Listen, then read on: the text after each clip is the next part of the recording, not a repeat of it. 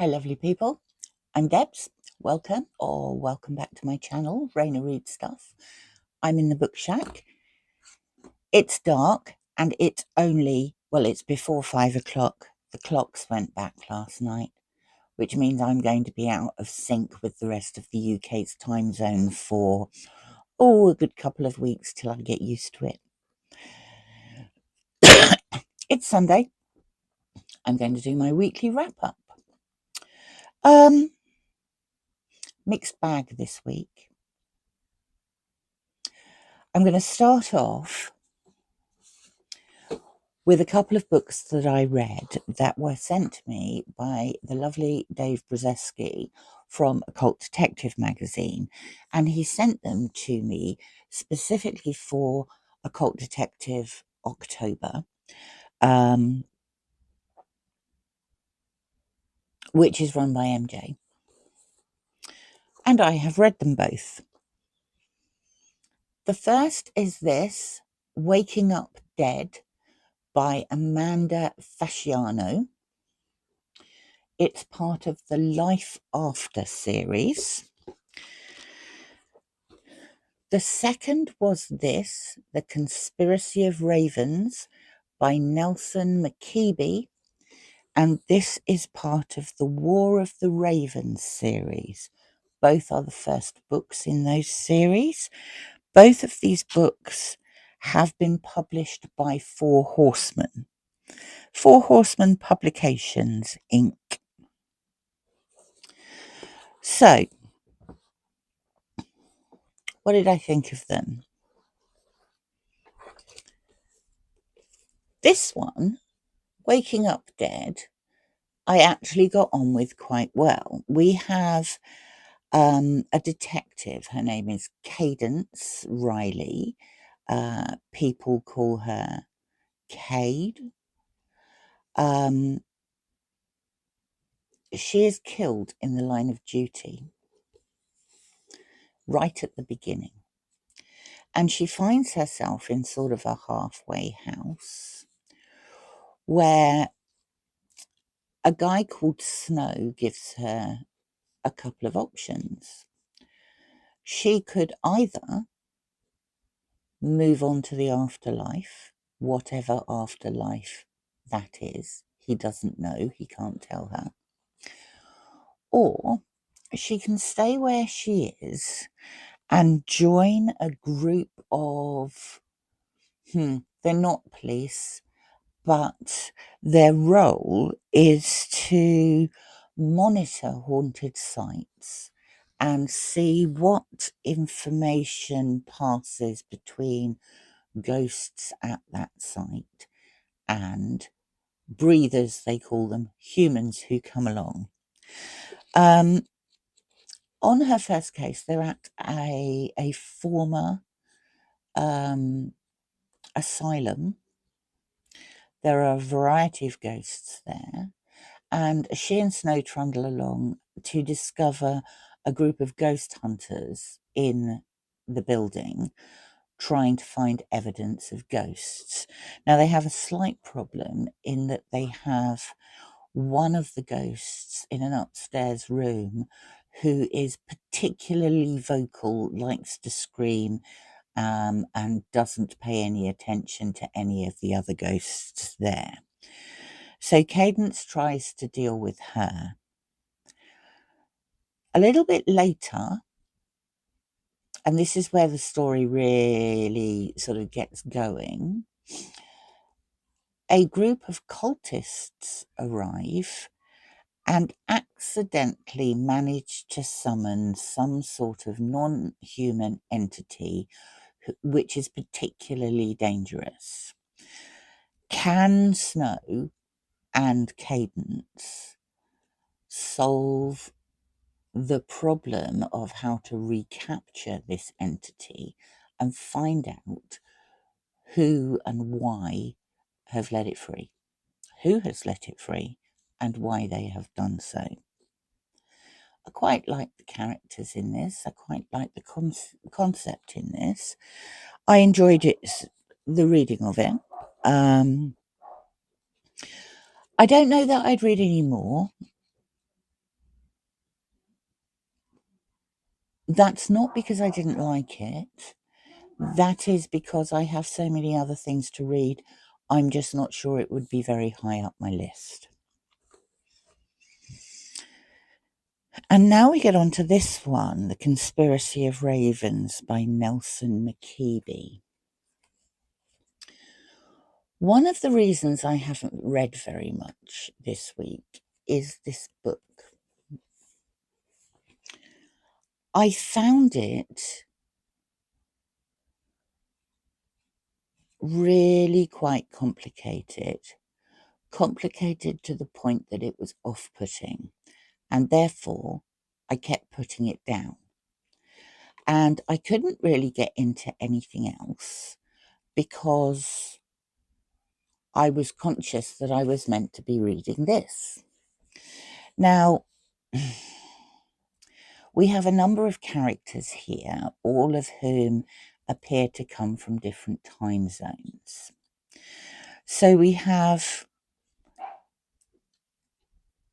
a Native American called Rains-a-Lot, who right in the opening chapter is delivered by white American settlers to a different tribe of Native Americans, and they bring him up. In the next chapter, this guy has, let me check the dates on this, hold on. So that's in 1876. In the next chapter, we are all of a sudden in 1960. We're in Kansas. There is a Chevy car that appears to have almost a mind of its own. And we have a character called Ivy Desay, a man who is a child soldier and a veteran of the French resistance.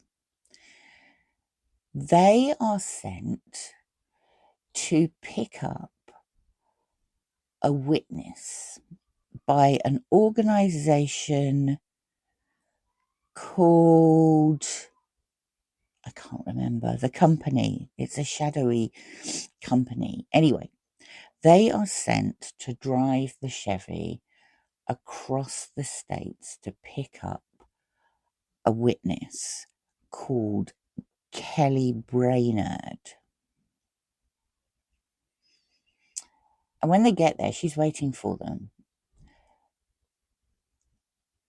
And before they can get her out of town, this entity is created, which wreaks havoc on the town, and in fact later destroys it. Then you jump again, and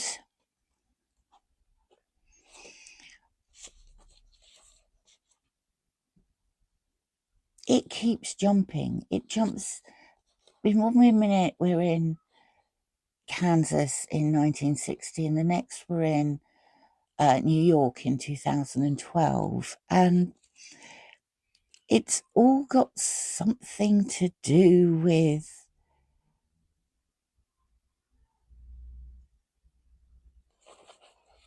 a weird,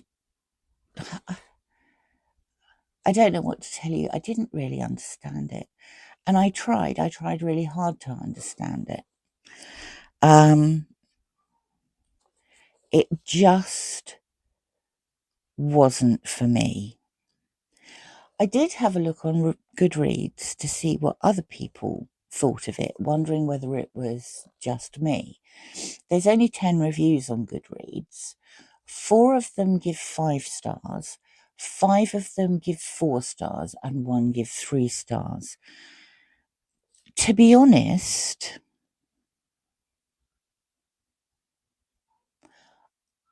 I would probably give it 2.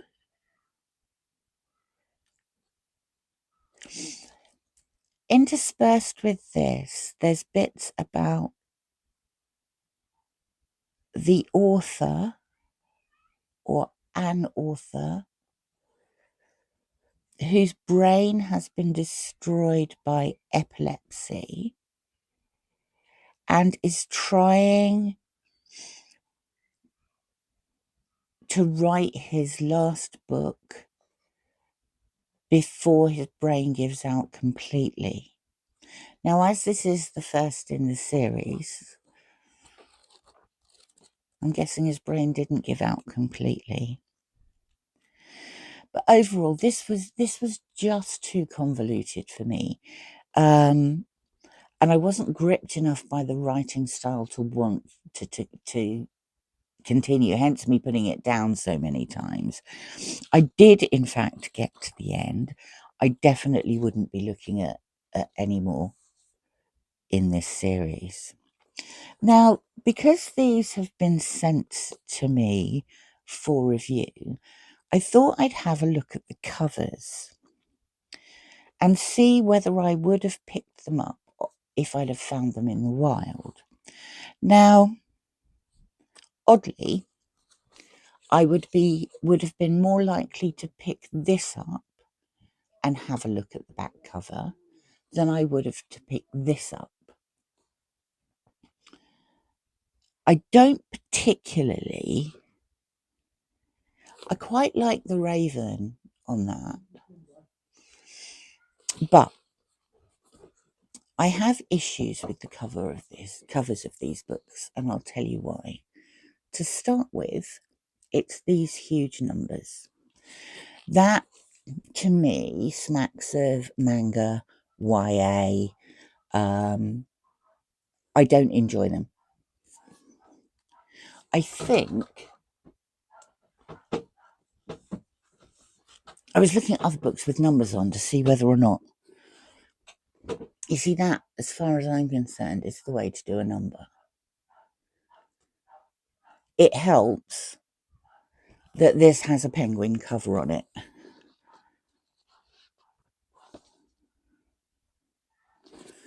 And this says volume 1.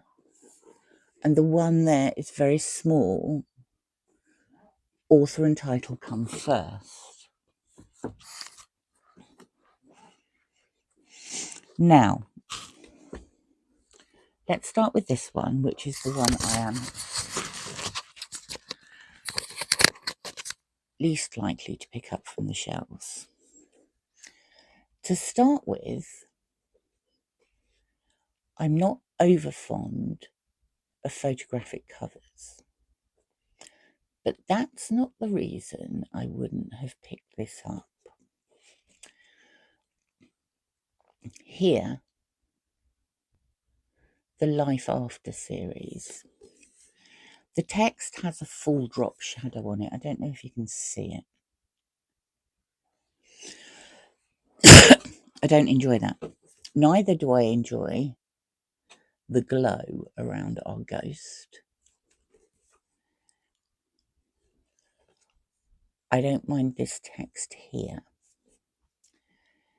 When we go to the back, there is drop shadow everywhere. Absolutely everywhere. Just take it away. If you wish to, outline the letters in a very, very tiny black outline, but not the drop shadow. The other thing I'm not enjoying, you see those top 2 lines? There's a full stop at the end. I don't like that full stop. It's not part of the text.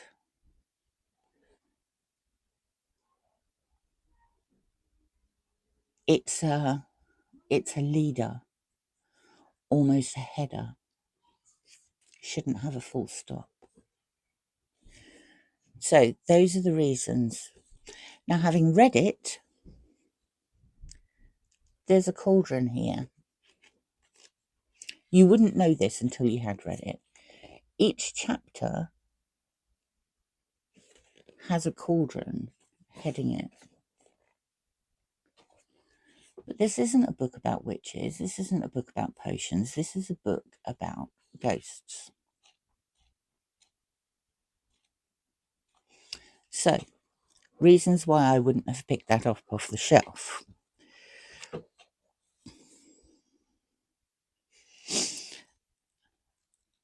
I have less of a problem with this one. I don't enjoy this big book one. I don't enjoy this big, huge one there. When we get on the back, again, this bit not only has a glow around it, it also has a full stop at the end. This text all has a glow around it. No. No. So, overall impressions, I wouldn't have picked this up off the shelf for reasons I've explained, but actually I did quite enjoy the yarn. This one I would have been more likely to pick up off the shelf, although I would have balked at the glow around the text on the back, and that probably would have put me off. But it was just so complicated and convoluted. It wasn't for me at all. The 10 people on Goodreads, however, liked it very much. One thing I did enjoy very much this week, which I listened to on audiobook, was this. It's called Three Ordinary Girls. It's by Tim Brady. And it says the remarkable story of three Dutch teenagers who became spies, saboteurs, Nazi assassins, and World War II heroes. This was incredible. This was one of those, you probably wouldn't believe it, but you have to because it's actually true type books. This is the story, as it said, of three young girls who were just teenagers when Nazi Germany invaded the Netherlands. Their names, two of them were sisters. So Honey Schaft, and then the sisters Truus and Freddie Overstegen. And they joined the Dutch resistance. And this is the story of what they got up to through the occupation of the Netherlands. Truus and Freddie were based in Haarlem. And they started off doing things like sending messages, transporting whatever needed transporting here, there, and everywhere. They helped Jewish children escape from the Nazi regime. They committed acts of sabotage on bridges, trains, factories, whatever they could damage, they would. They helped spread illegal information, and they killed people. They killed people who were either Nazis or were collaborators working for the Nazis. The book details their work, but then also details the work of Honey, and eventually the three women meet up and are working for the same organization. There's tragedy in this book. They're doing things that, teenage girls shouldn't be expected to do. But all the time they were fighting for what they believed in against the Nazi occupiers of their country. And the book is absolutely fascinating. The truth is stranger than fiction thing. I can remember saying to numerous young journalists, let the story tell itself. Well, this is one of those stories that tells itself. It doesn't need embellishment. It doesn't need exaggeration. It just is fascinating. Finally, oh no, there's not finally. I also read this. Now, I have a problem with the Irish language in that none of the letters appear to sound like I think they would sound. I think this book, that is spelt Samhain, is pronounced Samhain, I think. Um, Subtitled The Roots of Halloween, and it's by a guy called Luke Eastwood. Really interesting. It goes back through Irish myths and legends, Celtic myths and legends, and it traces the roots of Halloween. But in doing so, it gives you such a lot more. You've got a lot of Celtic and Irish um, folklore in here, and the different traditions that have developed into modern day traditions. You've got the history of druids. I think there was a firework going off. Other than that, someone's shooting someone. Um, yeah, it seemed the right time of year to read something like that, and I really enjoyed it. Quite short, only about 150 pages, but good fun. And talking about good fun, the last book on my list, this is one of the books I was given for my birthday. Regular visitors here will know that I am a huge fan of Richard Osman's Thursday Murder Club series. This is the first book in his new series, which I think is going to be called We Solve Murders, in the same way that the Thursday Murder Club is the title of the first book, but also the title of the series. This was very different in plot and location from his Thursday Murder Club series, but not different in the wonderful way that it's written. We have here a security operator, high-end security operative, whose name is Amy.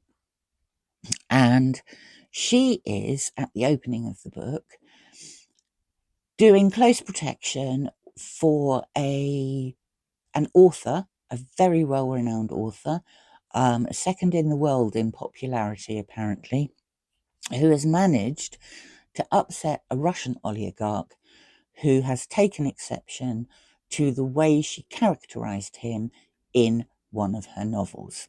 So he is out to kill her, and Amy is there to stop her being killed.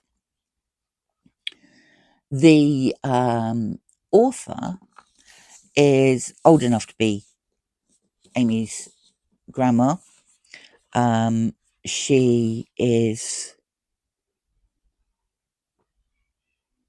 She knows her own mind. She's done lots of things and intends to do lots more things.